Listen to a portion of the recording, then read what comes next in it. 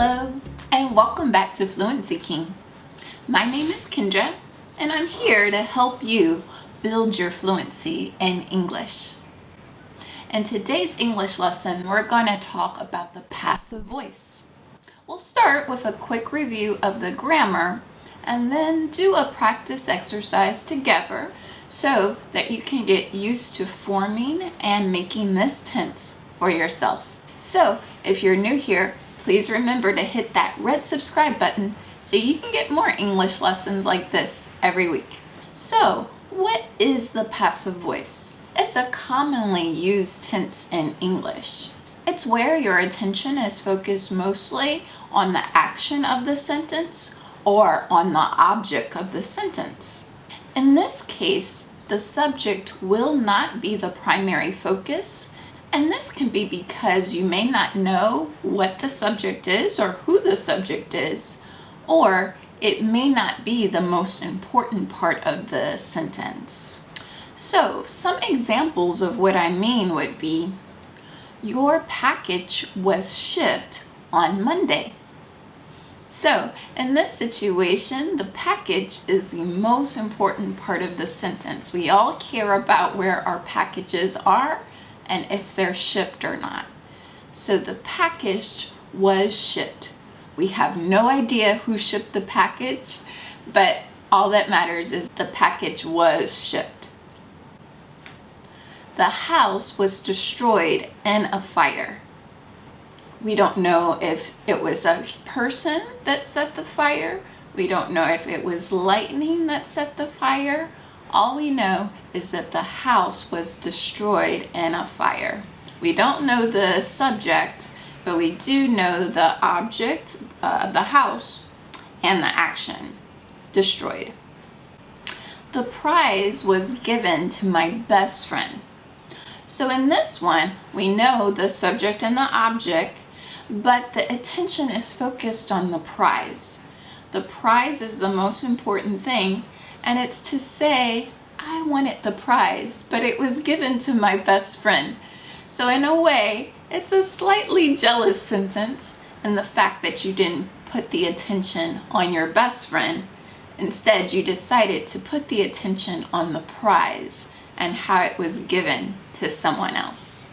So, the grammar of the passive voice is you would conjugate the helping verb to be in the past tense. And that would be, you would either use were in the tenses of you, we, and they, or you would use was. I was, he was, she was, it was. You would also include the past participle of the verb. So, in regular verbs, it's just the ed form. So it would be, so you would have was served, was cleaned. For irregular verbs, the ending will change a little. You can have was written, was built, was sold. So if you put all that together in a sentence, you will have examples like my room was cleaned. Or in the negative, you would put the not in between the two verbs. So my room was not cleaned. You were warned not to do that. I was told that this movie is good. All right, so now it's your turn.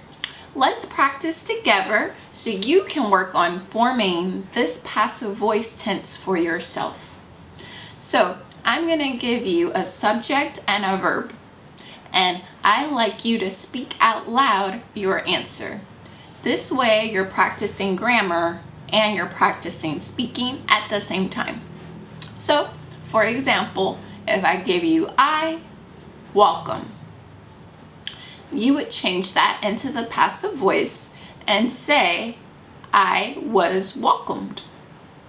Okay, perfect. So let's try this together. Book, write.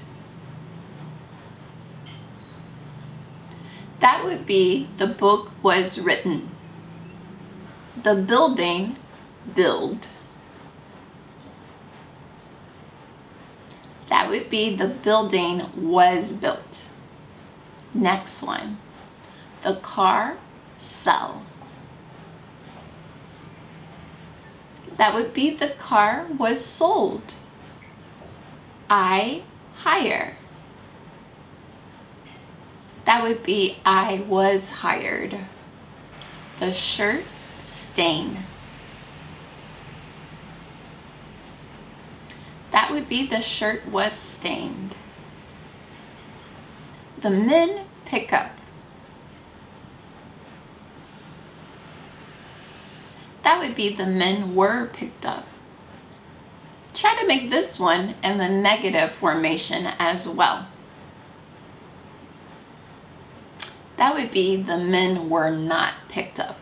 The movie make. The movie was made. The jewels hide.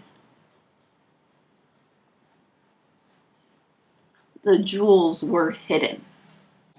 All right, so how did you do with that little practice exercise? Remember that practice makes perfect. So if you had any errors or any of those little practice exercises tripped you up, you want to go back and review the lesson again until you master the material. So if you found this lesson helpful, please like the video, leave us a comment, and hit that red subscribe button so you can get more lessons like this every week.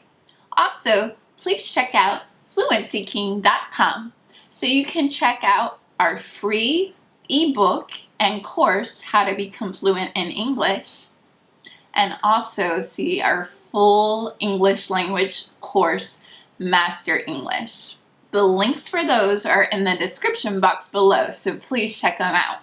Well, thanks so much for watching. As always, happy practicing until next time. Bye!